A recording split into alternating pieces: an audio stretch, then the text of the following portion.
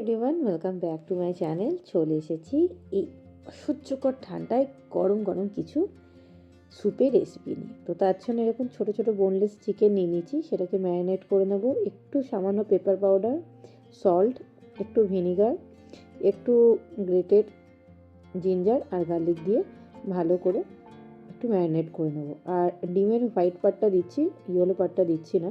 দিয়ে একটু কর্নফ্লাওয়ার দিয়ে বাইন্ডিংয়ের জন্য ভালো করে মাখিয়ে ম্যারিনেট করে রেখে দেবো। ওই আধ ঘন্টার মতন একটু ম্যারিনেট করে রেখে দেবো। যতক্ষণ এটা ম্যারিনেট হচ্ছে ততক্ষণ আমি একটু কর্নগুলোকে একটু বয়েল করে নেব। তো ভালো করে জলটাকে ফুটতে দেবো। দিয়ে এখানে আমি কর্নগুলো দিয়ে দিচ্ছি। 1 কাপের মতন কর্ন আছে। তো যখন দেখবে কর্নগুলো ওপরে জলে ভেসে উঠেছে তখন বুঝবে ভালো মতো সেদ্ধ হয়ে গেছে। যখন তলায় তলিয়ে যাবে তখন বুঝবে তখন ভালো মতো সেদ্ধ হয়নি। দেখো ওপরে উঠে এসেছে, মানে ভালো মতন বয়েল হয়ে গেছে। এবারে গ্যাসের ফ্লেমটা অফ করে এটাকে আমি পেস্ট তৈরি করে নেব। তো ঠান্ডা করে কিছুটা আমি রেখে দেবো আর কিছুটার পেস্ট তৈরি করব। তো তোমরা বুঝতেই পারছো, দেখে বুঝতেই পারছো কী বানাতে চলেছি। হ্যাঁ, আজকে চিকেন কর্ন স্যুপ বানাবো।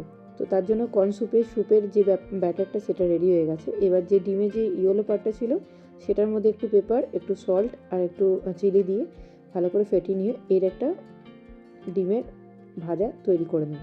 ডিমের ভুজিয়া যেটাই বলো না কেন ওটা করে নেব। এক্সট্রা করে আর কোনো ডিম বেশি ইউজ করিনি।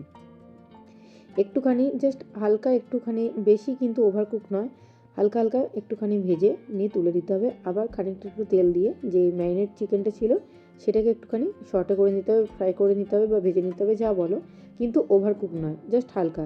জাস্ট চিকেনটা সুন্দর মতন এপিট ওপিট ভালো মতন একটু কালার চেঞ্জ হয়ে যাবে, সেরকমভাবে এটাকে একটুখানি ভেজে নিতে হবে।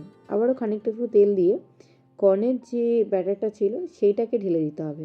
এবার মিক্সি ধোয়া একটু জল দিয়ে দিচ্ছি, তারপরে যেরকম কোয়ান্টিটি জল লাগবে সেরকমই পরে অ্যাড করব।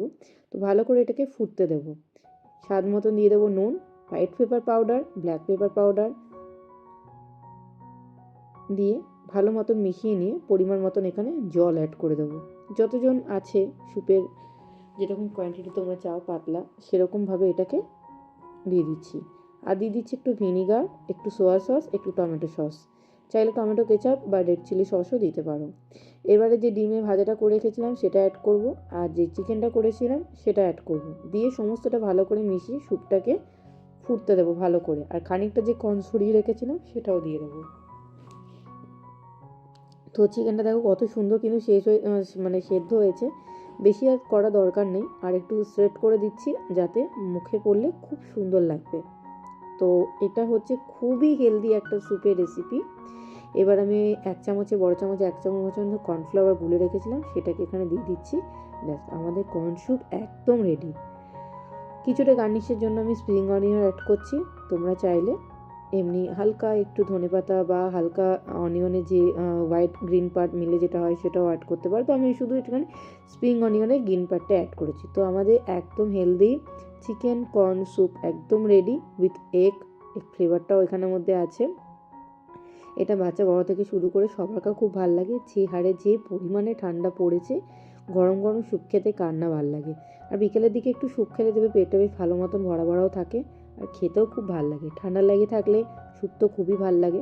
গরম সব জিনিসই এই সময় খুবই ভালো লাগে, যেহেতু ঠান্ডাটা অতিরিক্ত মাত্রায় পড়েছে। তো তোমরা বাড়িতে তো বানিয়ে ট্রাই করতে পারো। আশা করছি তোমাদের রেসিপিটা খুব ভালো লাগবে। যদি ভালো লেগে থাকে লাইক কমেন্ট শেয়ার অবশ্যই করে দিও, ফ্যামিলির সাথেও শেয়ার করো। আর আমার চ্যানেলটা অবশ্যই সাবস্ক্রাইব করো, পাশে থাকা বেল আইকনটা ক্লিক করে দিও যাতে সমস্ত নোটিফিকেশান আপডেট তোমাদের কাছে পৌঁছে যেতে থাকে। তো ঝটপট বাড়িতে বানিয়ে ফেলো। তোমরা বানিয়ে পরে আমাকে অবশ্যই কমেন্ট সেকশানে কমেন্ট করে জানিও কেমন তোমাদেরটা হয়েছে। তো চলো টাটা, দেখা হবে আরও অনেক রেসিপি।